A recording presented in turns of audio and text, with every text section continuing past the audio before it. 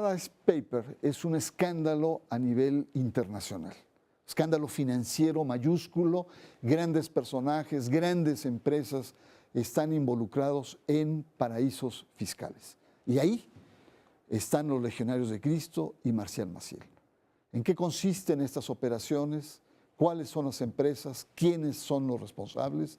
Es el tema que vamos a abordar. Soy Bernardo Barranco y le invito a que veamos el imperio financiero de los Legionarios de Cristo aquí en Sacro y Profano. Los Paradise Papers es una investigación periodística de un conjunto de 13.4 millones de documentos relativos a inversiones de 120,000 personas y empresas en paraísos fiscales, filtrados al público el 5 de noviembre de 2017. Contiene los nombres que vinculan a la reina Isabel, al millonario George Soros y al secretario de Comercio de Estados Unidos, Wilbur Ross, así como grandes empresas como Facebook, Apple, Disney, Microsoft, eBay, Uber y Nike. En México destacan las empresas de papel creadas por Marcial Maciel y los Legionarios de Cristo, que operaron en los paraísos fiscales o empresas offshore en Bahamas e Islas Vírgenes. Durante los años de apogeo de la congregación religiosa, la investigación arroja grandes cifras como es el manejo de $600 millones por año. ¿Cuál era el origen y destino de ese dinero? ¿Qué tipo de operaciones se requería? ¿Quiénes controlaban esas cuentas? El imperio financiero de los Legionarios de Cristo. Buenas noches, bienvenidos a Sacro y Profano. Tenemos un tema realmente candente, un tema que ha estado en los medios, que ha generado mucha polémica, y es la participación de la congregación de los Legionarios de Cristo en estos paraísos fiscales llamado Paradise Papers, que surge o sale a la luz pública el pasado 5 de noviembre en todo el mundo. Es una investigación global de más de 13 millones de documentos y grandes personajes han salido, hasta la reina Isabel, Soros, presidente de Colombia, Santos. Es un acontecimiento periodístico de denuncia muy importante y ahí están los legionarios y ahí es el tema que vamos a abordar. Raúl Olmos, te agradezco mucho tu presencia, tú eres un acucioso estudioso del tema. Cuéntanos en qué consiste estos papeles, estos Paradise Papers, cuáles las características de esta investigación. Gracias, maestro, en principio por la invitación. Bueno, esta es una investigación global, como bien menciona, que convocó el Consorcio Internacional de Periodistas de Investigación. Es una investigación que, digamos, viene a dar seguimiento a aquella gran investigación del año pasado, que eran los Panama Papers. Esta nueva investigación parte de una nueva filtración que recibió un diario alemán, el Diario del Sur de Alemania. Esa es su versión traducida al español. No me la digas es complicado. En alemán. Entonces ellos recibieron esta filtración. En diciembre del año pasado empezó a haber una comunicación con los integrantes del consorcio, anticipándonos que venía esta nueva información. Empezó a haber ese cruce de datos entre los periodistas que participamos y en marzo del presente año nos convocaron a una reunión muy grande en Múnich, en la sede del diario. Y ahí se nos explicó a grandes rasgos de qué consistía esta gran filtración. Nos explicaron la metodología que íbamos a seguir para hacer el rastreo de datos por país. Y en esa primera reunión se nos informó que entre los personajes que surgieron casi de inmediato estaban los Legionarios de Cristo. Nació y el dato que brotó fue porque ellos hacían un rastreo por oficios. Y hicieron un rastreo donde decía sacerdote y encontraron una gran cantidad de sacerdotes. Cuando empezaron a cruzar los nombres de esos sacerdotes, encontraron que todos pertenecían a los Legionarios de Cristo. Mira nada más. Antes de entrar propiamente el tema Marcial Maciel y su participación, ¿qué significan estos documentos? Se habla de paraísos fiscales donde entran empresas, personas físicas, morales. ¿Qué beneficios y por qué es tan mal visto que estén en estos paraísos fiscales? O de otra manera te hago la pregunta, ¿qué beneficios tienen las personas que entran en estos paraísos fiscales? Bueno, la filtración es muy relevante, incluso más relevante que Panama Papers, por lo siguiente. En Panama Papers solamente había una filtración de un despacho, que es el despacho Mossack Fonseca, y ahora ante lo que estamos es una filtración de un despacho, un megadespacho que se llama Appleby. Este despacho pertenece al llamado Círculo Dorado de la industria offshore, donde solamente intervienen grandes multimillonarios, personajes con todo el poder económico. Por eso es que ahora han brotado personajes tan encumbrados como el secretario de Comercio de Estados Unidos, como gente del Círculo del Kremlin, como la reina Isabel de Inglaterra. Artistas como Bono, por ejemplo. como Bono, Madonna, o sea, personajes de gran poder económico. Bueno, esta filtración incluye este despacho, pero además incluye 19 paraísos fiscales en el mundo, ¿sí? Obtuvimos registros de 19 paraísos fiscales, de manera que podemos tener un panorama muy amplio, un diagnóstico muy amplio de la industria offshore en el mundo. ¿Qué significa estar ahí? Bueno, lo que significa es que quienes recurren a estos lugares recurren generalmente para lo que ellos llaman planificación fiscal, que es en términos llanos pagar menos impuestos. ¿Y qué ofrecen estos lugares? Por ejemplo, Bermudas, donde encontramos la presencia de los legionarios, es que ahí se paga 0% de impuesto, ¿sí? Es decir, quien invierte ahí recibe un beneficio fiscal de tener mayor rendimiento sobre su dinero, de ocultar su dinero porque son lugares secretos, o sea, no se puede saber quiénes son los dueños de ese dinero. Y se obtiene además el beneficio de que en esos lugares hasta hace poco no había ningún tipo de intercambio de información fiscal con el gobierno de México.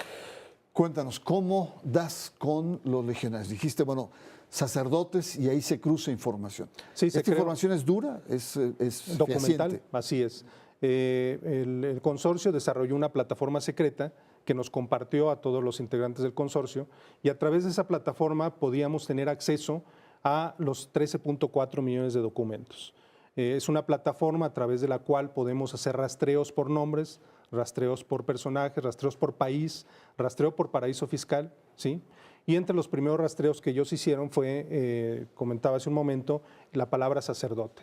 Y empezaron a brotar unos nombres que al momento de que cruzaban con nombres de legionarios de Cristo, de inmediato el trabajo se encomendó al Grupo México, en este caso yo, por la proveniencia del personaje principal, que es Marcial Maciel. Además, tú eres un experto, escribiste un libro que se llama Las finanzas de los legionarios de Cristo, ¿no? El imperio financiero de los legionarios de Cristo. Así es, con ese razonamiento, en la reunión que se realizó en Múnich, fue cuando le asignaron el trabajo a México y en lo particular a mí, por el conocimiento que teníamos del tema. También quien se involucró mucho fue el equipo italiano del Expreso por la presencia de los legionarios en Roma, por supuesto. Claro, y además porque ahí hay un experto también en el asunto de cobertura del Vaticano, y entre ambos empezamos a cruzar información, a intercambiar datos, y fue como empezamos a ir madurando de quiénes eran los que estaban ahí, cómo habían operado, qué cercanía tenían con Marcial Maciel, y lo más importante, tú que conoces el tema, Marcial Maciel regularmente no aparecía en los papeles de empresas, y aquí sí, aquí aparece directamente él. Vamos a ver ese tema, vamos a una pausa, pero ya nos estamos introduciendo al núcleo de lo que nos interesa, que es los legionarios en estos paraísos fiscales. En un momento más regresamos, está usted en Sacro y Profano.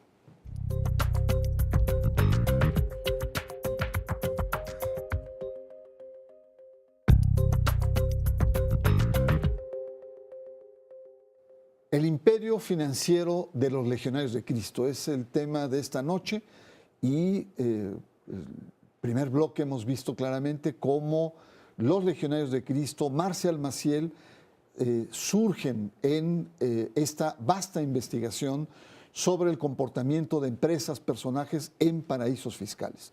Una gran filtración de más de 13 millones de documentos y entre ellos, por supuesto, está los legionarios de Cristo, estudiados desde México por Raúl Olmos, un especialista en el tema, y también desde Italia por la presencia fuerte que tienen los legionarios de Cristo en Roma.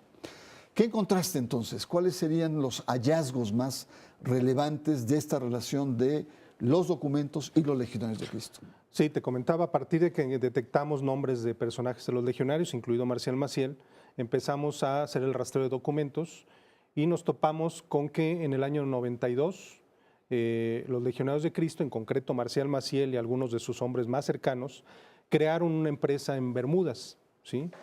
Luego, a los 2 años, crearon una segunda empresa y vimos que la ruta de las dos empresas era destinar recursos a una tercera compañía establecida en las Islas Vírgenes Británicas, que funcionaba como una especie de fondo de inversión, ¿sí?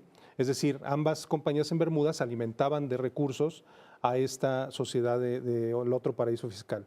Bueno, lo que nos llamó la atención es que los nombres que aparecían cruzados con estas empresas, todos eran sacerdotes legionarios o laicos consagrados muy cercanos al círculo de Marcial Maciel. No solamente aparecía él, sino la gente más próxima a él. Ya. Antes de entrar en nombres, ¿podrías decirnos los montos? ¿De qué montos estamos hablando en este periodo de los años 90 al 2000? Esto es muy importante. Los montos no aparecen necesariamente en las operaciones.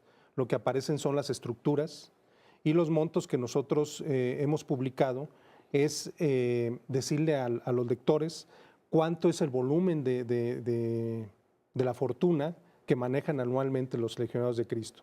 Y me voy en concreto a lo de las universidades. ¿Por qué? Porque uno de los documentos que obtuvimos en esta filtración es un reporte del Citibank, en una cuenta que tenían en el Citibank, una de las organizaciones establecidas en Bermudas. Bueno, aparecen como las firmas autorizadas para manejar estos recursos 3 exrectores y exdirectores de la red de universidades Anáhuac, ¿sí? Entonces, lo que nos llama la atención es que por qué estas personas de la red de universidades tenían manejo de estos recursos. Esto quiere decir necesariamente que los recursos que fluían eran de esta red de universidades. Nosotros cuantificamos, tuvimos acceso a estados financieros y obtuvimos un dato revelador, que es esta red de universidades maneja recursos al año, obtiene ingresos al año por $300 millones. Una fortuna enorme si se compara incluso con el presupuesto anual del Estado Vaticano, Claro. que es equivalente. Es decir, la red de universidades tiene ingresos muy similares o casi idénticos a la operación del Estado Vaticano. A lo que gasta el Vaticano anualmente para su operación. Eso muestra el poderío económico de esta red. Y además tiene altos niveles de beneficios como grandes empresas que tienen estos volúmenes de ganancias. Ahora sí, ¿quiénes son las personas que firman? ¿Quiénes son los responsables de estos digamos, empresas, de estas movilizaciones económicas? Bueno, los 3 personajes que menciono que tenían autorización para firma en esta cuenta en el Citibank son Jesús Quirce Andrés. Él fue rector de la Universidad Anáhuac y actualmente es vicepresidente de la red Anáhuac, que tiene presencia en 5 países. Está el señor Javier Vargas Díez Barroso, quien fue rector de la Anáhuac Sur y actualmente es el director principal de la red Mano Amiga, que es una extensión, un brazo financiero de los legionarios, brazo financiero educativo.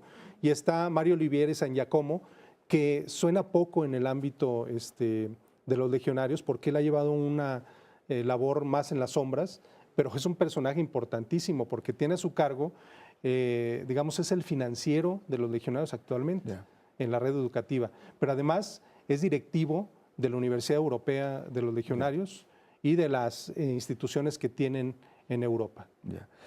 Evidentemente, para poder hacer estas operaciones se requiere una grandísima estructura. No solamente era Maciel, sino se requiere una estructura. Están los rectores, están las universidades, está la propia estructura de los legionarios. Y esto me llama la atención porque la respuesta que han tenido los legionarios es: estas empresas no manejamos dinero con las empresas, esas empresas están formalmente, son legales, no hemos cometido, y en todo caso, otra vez, la culpa es de Maciel. Así es. ¿No? Si le echaron la culpa con todos los crímenes sexuales y los abusos que cometió este personaje patológico, ahora también él es el asesino solitario del manejo financiero. ¿No te parece absurdo? Bueno, es absurdo porque efectivamente Marcial Maciel fue el que creó la primera empresa, pero su círculo cercano, que yo era lo que repetí hace rato, estuvo dándole seguimiento a esto.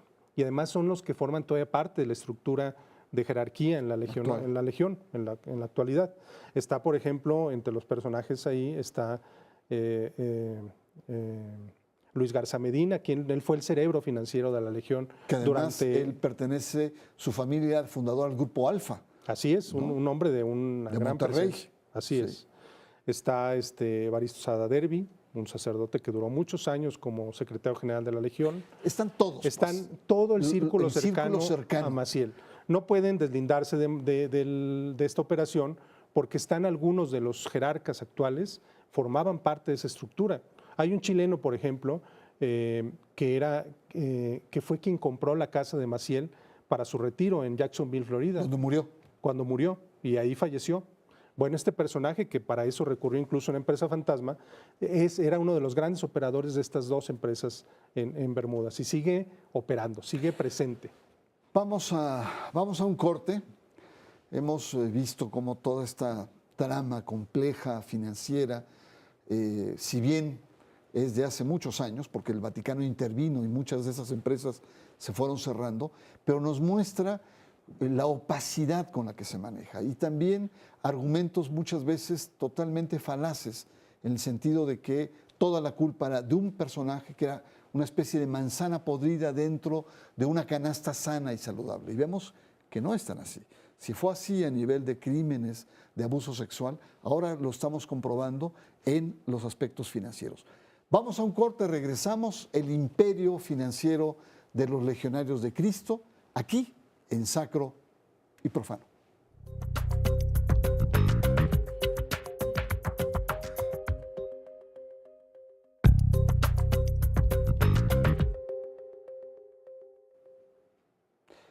El imperio financiero de los legionarios de Cristo es el tema de esta noche en Sacro y Profano. Hay muchos temas importantes, pero me gustaría hacer un brevísimo paréntesis para decir que evidentemente este posicionamiento crítico de los legionarios no quiere ser un ataque a todos los legionarios. Sabemos que hay gente buena, sabemos que hay gente honorable, pero el manejo en general de la estructura de los legionarios ha estado marcado por la opacidad y yo iría más lejos, por la hipocresía también. Raúl Olmos ha escrito un libro muy importante en donde nos plantea que muchas de las inversiones están orientadas hacia temas de pornografía, temas de control de natalidad, temas de armamento incluso, es decir, industria sucia. Y por otro lado, esta misma organización mantiene una escuela de negocios con ética cristiana diciendo cómo se debe comportar. ¿No te parece absurdo, yendo más allá de los paraísos fiscales donde se ha manejado, este doble discurso, este doble manejo con que la cúpula de los legionarios se ha mantenido y se mantiene en la actualidad? Claro, es algo contradictorio. Ellos tienen en Roma efectivamente un instituto que se llama Instituto para la Ética de los Negocios, donde dan asesoría a empresas para que las inversiones que efectúen a los inversionistas de todo el mundo sean apegadas a la moral cristiana, dicen ellos. Y enumeran una serie de empresas en las que no deberían de invertir un buen cristiano, dicen ellos, ¿no? Como son la inversión en armas, en pornografía, en anticonceptivos, en alcohol y en tabaco, por ejemplo. Y sin embargo, está documentado en este libro que mencionas que ellos han invertido en estas empresas que ellos condenan, ¿no? Por ejemplo, hay un fondo de inversión de los legionarios, un fondo para el retiro de los legionarios, que invierte en empresas de armas, en empresas productoras de bombas de racimo, ¿sí? En empresas productoras de anticonceptivos. Incluso invierten en la principal productora de la píldora abortiva, ¿no? La que se utiliza en las clínicas donde está legalizado el aborto, ¿no? No solo ese, sino también hay un fondo que ellos recibieron de una viuda, de una mujer que les legó todo su fortuna. Que fue todo un caso, ¿no? Que fue un escándalo, sí, porque se hablaba del despojo de esta fortuna. Bueno, ella antes de fallecer dijo, cedo mi fortuna a los legionarios de Cristo con la condición de que no inviertan en ninguna de esas actividades que ella enumeré. Y sin embargo, está documentado que no les importó el legado de la señora, sino que invirtieron en esas empresas tan cuestionadas para la moral cristiana. ¿Cómo crees que afecte este escándalo y que nuevamente los legionarios estén en el ojo del huracán mediático a la iglesia? Yo creo que puede ser una afectación grave porque lo que notamos es que cuando empezaron a desmantelarse esta red de empresas en paraísos fiscales fue a partir de que se realizó la intervención del Vaticano. En el año 2010, recordarás, se nombró al cardenal Velasio de Paolis como interventor de la Legión de Cristo. Además, es un experto financiero. Además, sí. Y este personaje, entre muchas recomendaciones, dijo que se tenía que desmantelar el fondo Integer, el fondo Integer y la red de estructura empresarial Integer, y así se hizo, ¿no? ¿Dónde quedó todo ese dinero? Eso es el gran cuestionamiento, el gran misterio. Lo que hemos notado es que modificaron la estructura y ahora ya no está en manos del sacerdote, se pasó a la estructura a manos de algunos consagrados, ¿no? Ahora, déjame preguntarte, ¿cómo afecta también este escándalo a empresas vinculadas a los legionarios? Me estoy refiriendo al Teletón, que es muy importante, Mano Amiga, que es una red de escuelas populares, me estoy refiriendo al Banco Compartamos, a Un Kilo de Ayuda. Es decir, hay muchas obras empresariales, etcétera, que van con la lógica de Maciel, que decía que no había mejor negocio que los pobres. ¿Tú crees que les impacte este escándalo a estas grandes iniciativas legionarias? Bueno, en los años 90, estas iniciativas que tú mencionas tuvieron una raíz legionaria, creada como apostolados de los legionarios. Eso está documentado y probado.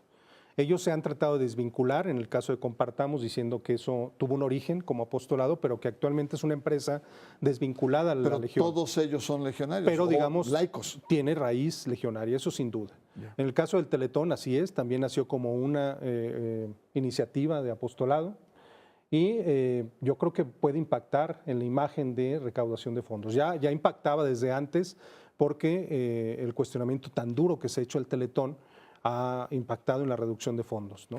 Este escándalo podría todavía tener una repercusión mayor. Raúl, podemos seguir conversando en el tema. Yo creo que lo que está de fondo es, y además todos estos manejos financieros sucios, ha habido otro escándalo con la Conferencia Episcopal Alemana, que también tuvo manejos también muy turbios. Pero el tema es esta desvinculación de la ética, los sentimientos religiosos y el aspecto lucrativo y esta doble moral que muchos grandes actores tienen. Y en el caso de los legionarios no podemos deslindar, evidentemente, a Marcial Maciel, una persona con unas grandes patologías que ha introducido, proyectado en su propia organización. Y creo que es un tema de fondo que hay que seguir. Yo te agradezco mucho tu presencia aquí en Sacro y Profano y por supuesto que le vamos a dar seguimiento a un tema espinoso que requiere toda la seriedad para seguirlo analizando. Muchas gracias y a usted también le agradezco su presencia y lo invito por supuesto para que la próxima semana nos veamos aquí en Sacro y Profano. Buenas noches.